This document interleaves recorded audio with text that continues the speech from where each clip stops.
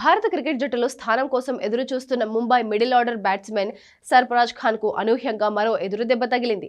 West Indies తో జరగబోయే కీలకమైన టెస్ట్ సిరీస్ కు ముందు ఖచ్చితంగా టీంలో చోటు దక్కుతుందన్న అతడికి నిరాశ ఎదురైంది. తొడకండరానికి గాయం కాగా దులీప్ ట్రోఫీ నుంచి తప్పుకున్నాడు. ఈ గాయం కారణంగా సర్ఫరాజ్ కొన్ని వారాల పాటు క్రికెట్ కు దూరంగా ఉండనున్నాడు.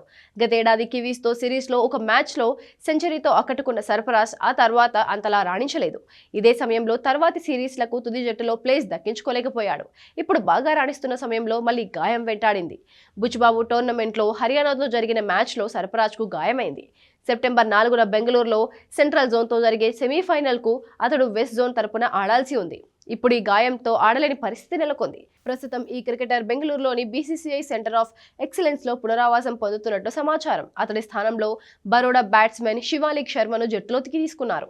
సర్ఫరాజ్ ఖాన్ కొంతకాలంగా దేశవాళీ క్రికెట్ లో అద్భుతంగా రాణిస్తున్నాడు. ఇటీవల జరిగిన బుచ్చిబాబు టోర్నమెంట్ లో హర్యానాపై 111 పరుగులు, అంతకు ముందు తమిళనాడు క్రికెట్ అసోసియేషన్ తో మ్యాచ్ లో 114 బంతుల్లోనే 138 పరుగులు చేసి సత్తా చాటాడు. ఈ ఫామ్ లో అతను వెస్టిండీస్ సిరీస్ కు ఎంపికవుతాడని ఆశించారు. అయితే ఈ గాయం అతన్ని భారత జట్టు ఎంపిక అవకాశాలపై ప్రభావం పడొచ్చు.